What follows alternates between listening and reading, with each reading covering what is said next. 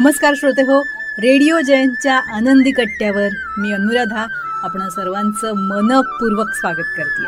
श्रोते हो, आजच्या आनंदी कट्ट्यावरून प्राध्यापक माधव सावळे यांनी संकलित केलेला एका प्रसंगावरून सांगितलेला एक फार सुंदर विचार तुमच्याशी शेअर करते. ऐकूया. दररोजची मीटिंग उरकायलाच आज जवळजवळ 1 वाजून गेला. लंचचा डबा उघडणार इतक्यात मृणालला लक्षात आलं की अरे, संध्याकाळी पाहुणे येणार आहेत आणि छोलेपुरीचा बेत ठरवलाय. पण छोले भिजवायचे राहून गेले. चरफडतच तिनं महेशना फोन केला. अहो, छोले भिजवायचे राहिले ना काल, आता कसं करायचं?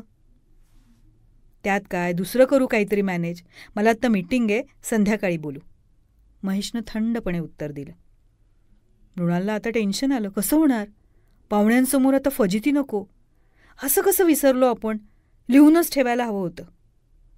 लॅपटॉपच्या कीबोर्डवर तिचे नुसते हात फिरत होते, पण मेंदू कुठेतरी भलतीकडेच होता. पटापट कामं उरकून ती घरी आली. गाडी लावून मृणाल लिफ्टमध्ये शिरली. पावभाजीचा सुगंध अख्ख्या मजल्यावर पसरला होता. ही मनात पुटपुटली, काय सुगंध येतोय पावभाजीचा? कुणाकडे बनवली असेल? नुसत्या दरवळानं हिच्या पोटात भूक खवळली.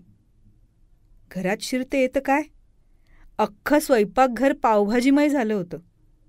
अरे, काय भूकंप आला का मी नसताना? मृणालनं चिडूनच महेशनं विचारलं.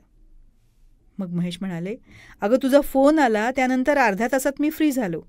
संध्याकाळी काय करायचं या काळजीनं तू कासावीस झाली असशील म्हणून शेजारच्या पेंडसे काकूंकडे गेलो. त्यांनी एक सोपा उपाय सांगितला. त्या म्हणाल्या, भाज्या आहेत ना घरात, मग पावभाजी करा. त्यांच्या नातीला म्हणजे उमाला त्यांनी पाठवून दिलं माझ्या मदतीला. दुपारी उमा आणि पोळीवाल्या मावशींनी मस्त भाज्या चिरून दिल्या आणि आम्ही कुकर लावून टाकला लगेचच. आजींच्या देखरेखीखाली उमा आणि पोळ्यावाल्या मावशींनी पावभाजी बनवली. तेवढ्यात माझा खारीचा वाटा म्हणून मी प्राईड बेकरीतनं लुसलुशीत ताज्या गरमागरम पावाच्या लाद्या घेऊन आलोय बघ. आणि येताना माझ्या या सगळ्या तारणहार मैत्रिणींसाठी कुल्फ्या घेऊन आलोय. अगं, लग्न व्हायच्या आधीसुद्धा आमचं घर चालतच होतं की, इतकी काय काळजी करायची आहे? तुर्तास तुझ्या तलवारी मॅन कर, आनंदी आणि फ्रेश होण्यावर लक्ष केंद्रित कर. महेशची शेवटची काही वाक्य मृणालला खूपच बोचली. किती सहज म्हणून गेले महेश. राग आवरा म्हणे. इतकं सोपं असतं का? पण लहानपणापासूनच एक मुलगी, बाई म्हणून आपल्याकडे सतत एक जबाबदार व्यक्ती म्हणून पाहिलं जातं.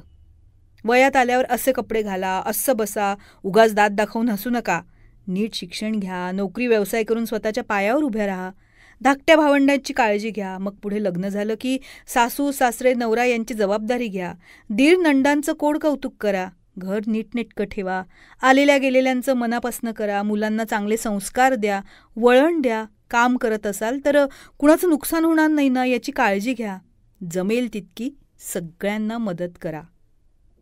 या सगळ्याचा नकळतपणे आपल्यावर असा परिणाम होतो की आपल्याला ना सतत दक्ष राहायची सवय लागते.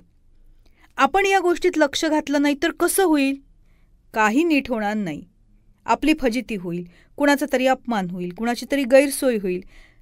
सगळ्या अपेक्षांचं, जबाबदाऱ्यांचं ओझं आपणच वाहत राहतो. विचार करा, काय होईल थोडं सोडून दिलं तर? काय होईल एक दिवस दुसऱ्या कुणाच्या तरी प्लॅनप्रमाणे आपण वागलो तर?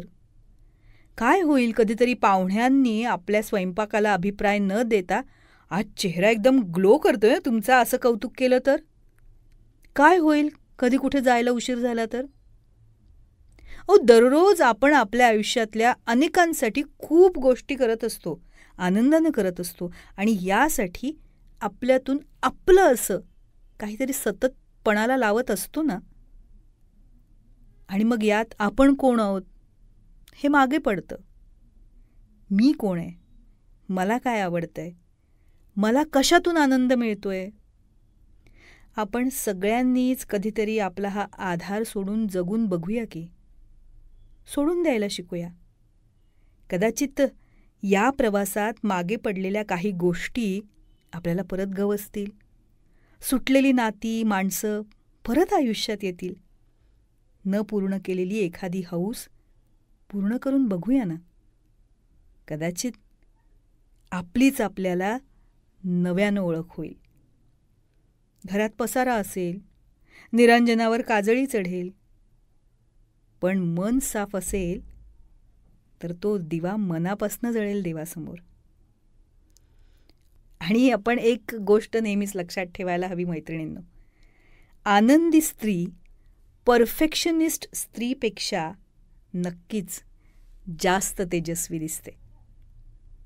काय पटतंय ना?